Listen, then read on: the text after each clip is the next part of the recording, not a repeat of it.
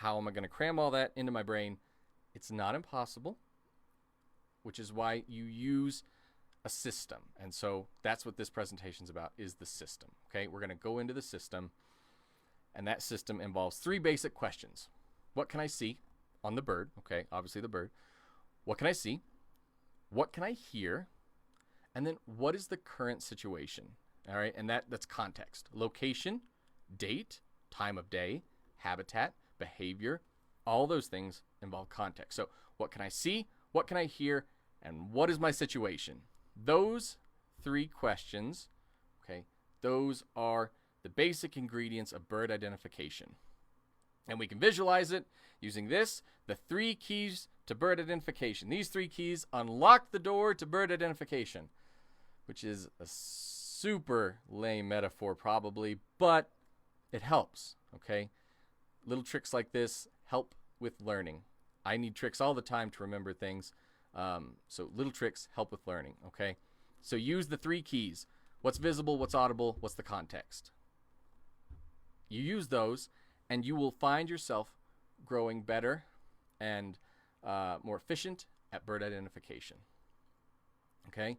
So starting with the basics of visual, we use what's called GIS, okay? You'll hear it called GIS. It's originally from a term GIS, okay, from World War II fighter pilots, and it means general impression of size and shape, okay?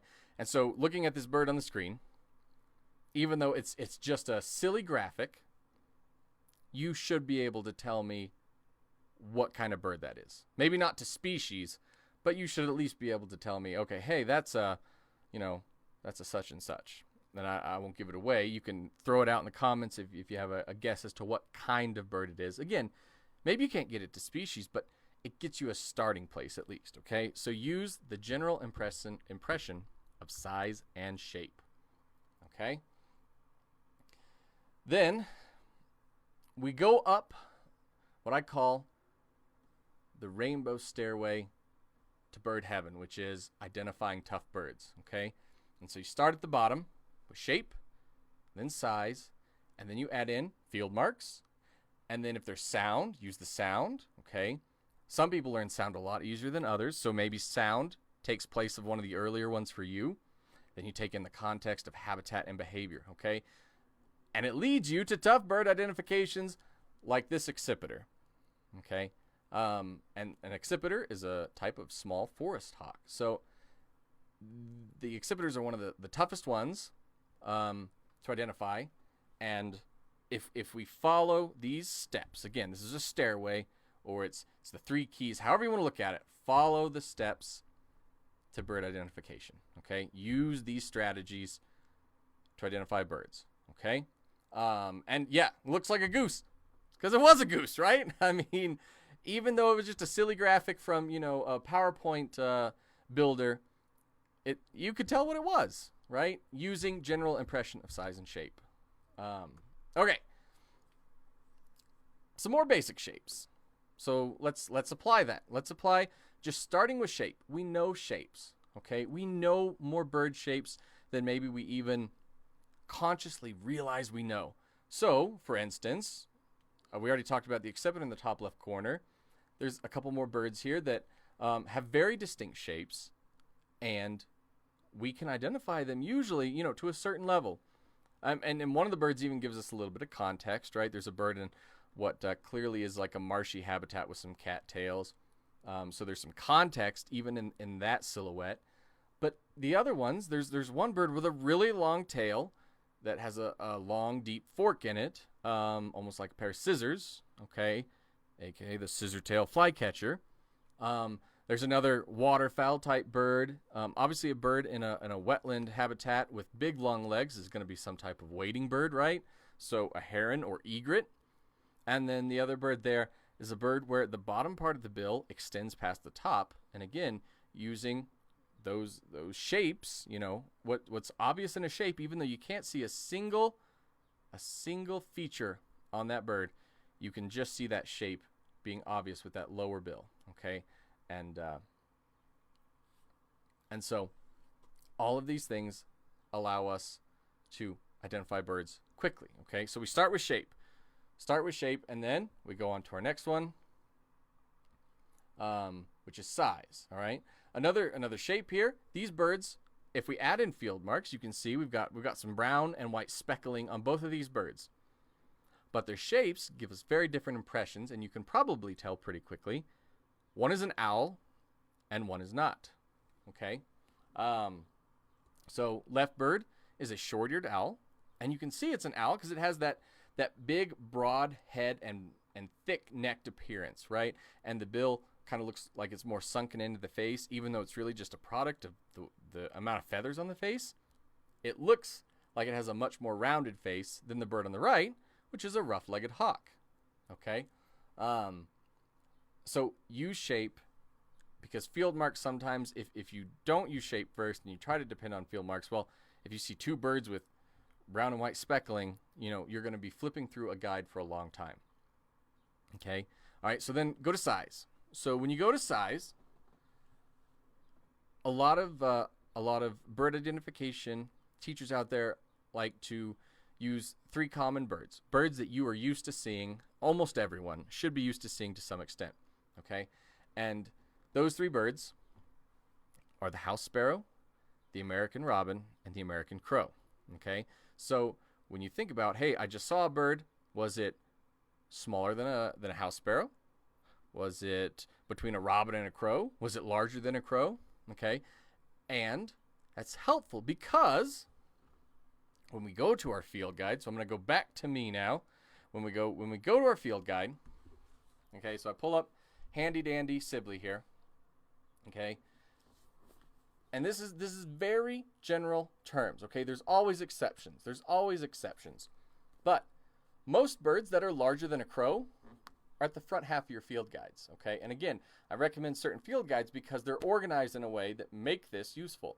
Hummingbirds are an exception. Hummingbirds fall in the middle of your field guide, just in a random spot, okay? It's based on taxonomy, so it's not random. But as far as the field guide goes, the front third are birds that are generally larger than a crow. The middle is generally crow to robin size, okay? So medium-sized birds, all right? And then the back third of your field guide are birds that are going to be sparrow size or smaller, okay? Generally. Now there's a few exceptions. Blackbirds are going to be at the back of the book, and they're going to be closer to robin size. But if you stick with that, if you see a bird that's clearly larger than a crow, you should not be in the back half of your field guide. There's no point, because guess what? You're not going to find a lot of birds back there that are larger than a crow, all right? You go to the front of your guide, and boom, herons, egrets, cormorants, boobies, and that was an accident. I didn't even mean to flip to that page. All of these birds generally are going to be larger than crows, okay? So use those three birds, okay? Use those three birds, and then apply it to your field guide. Most field guides are organized in a similar fashion. So larger birds are at the front, smaller birds are at the back, medium-sized birds are in the middle. It's a nice little trick to using your field guide to help you get to areas faster. An even better way would be to learn bird taxonomy, but not all of us have time to learn bird taxonomy, and I understand that. Okay. All right. So when you get your field guide, all right, let's say you get a field guide, and the first thing people want to do is just flip open and start identifying birds, and that is the worst possible thing you can do. When you get your field guide, you want to read the introductory sections of your field guide. Why? Because it teaches you everything that I'm teaching you right now. Of course, if everyone read the front of their field guide, I would not have much reason to do presentations like these, okay? But the field guide teaches you how to use the field guide. And when you get into the field guide, it's going to teach you about things like field marks, okay? Like the crown. So identifying a bird like this lark sparrow, all right? It's got a white line down the crown with black and rufous stripes also on top of the crown, okay?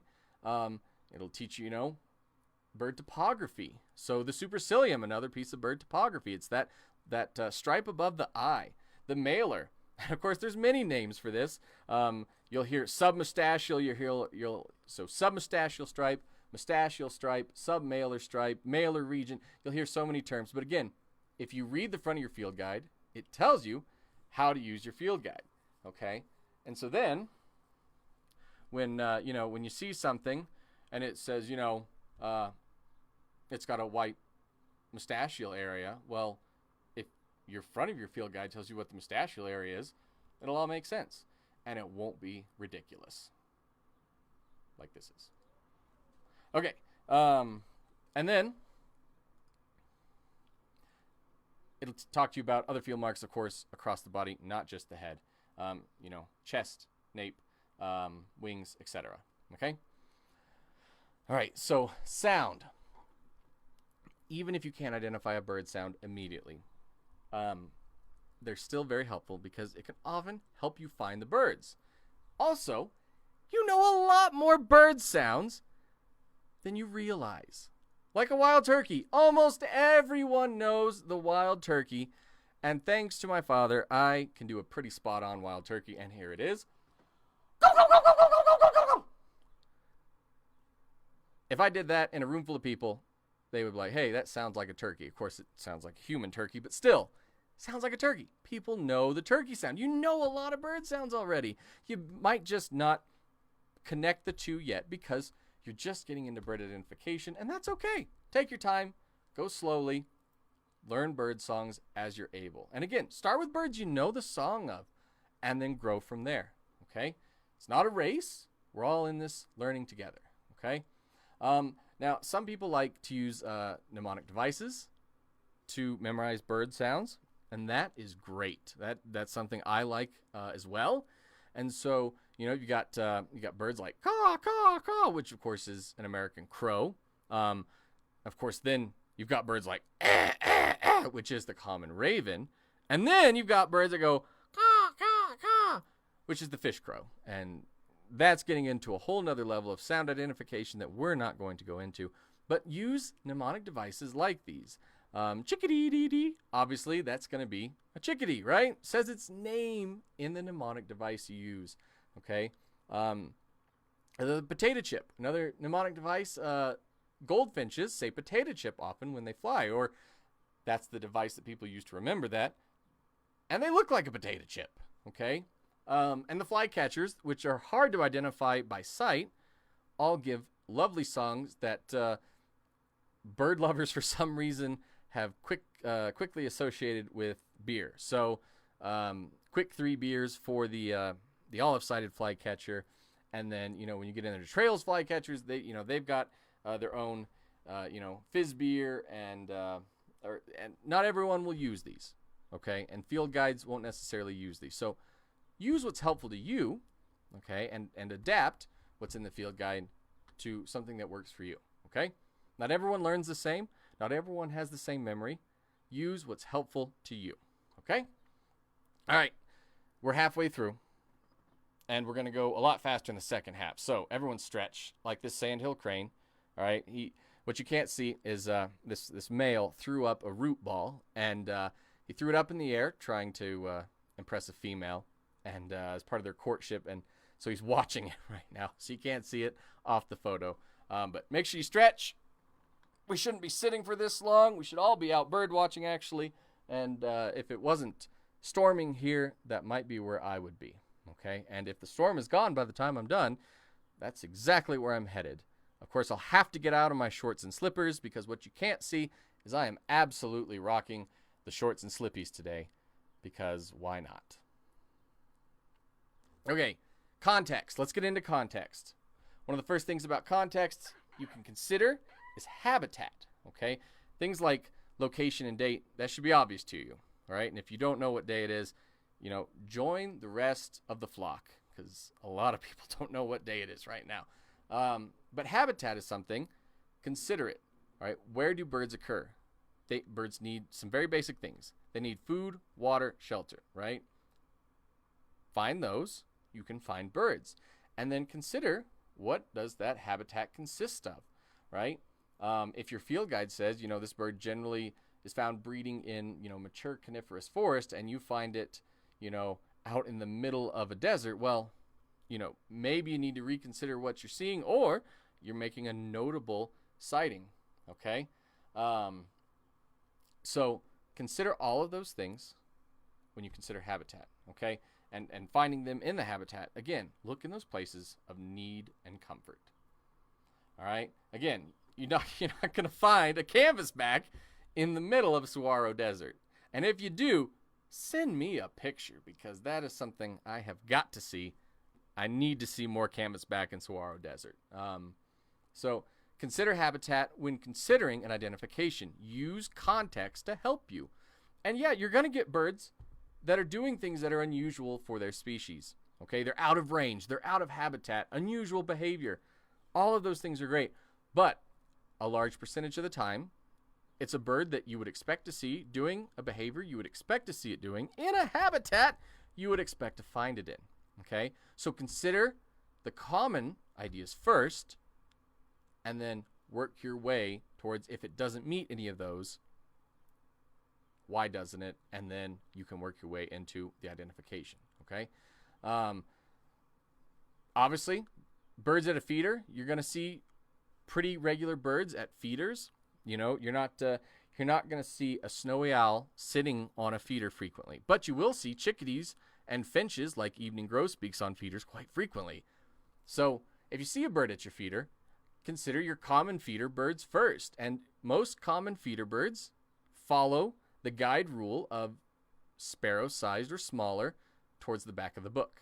Okay, so if you're just watching bird feeders, the back of your book is where most of these birds are going to exist for you. Okay,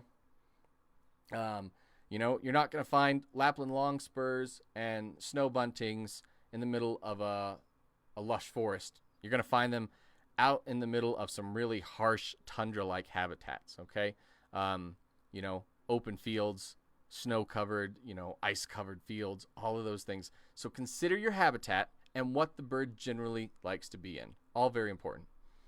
Okay. Riparian birds are going to be in riparian areas like the song sparrow. Okay, we wouldn't expect to find the song sparrow in the middle of that snow-covered field we just looked at. We would expect a song sparrow in a riparian habitat. Again, your field guide tells you all these things, so don't ignore it. Use it. Use it to your benefit. If you ignore it, you're just going to make it harder for yourself in identification. Okay? Forest birds, going to be in the forest. Something that, like a crossbill, which depends on pine cones, is generally going to be in an area with pine cones. Pretty basic, okay? And that's a female red crossbill. All right? And again, your field guide shows you not only the male, but the female and the younger birds as well.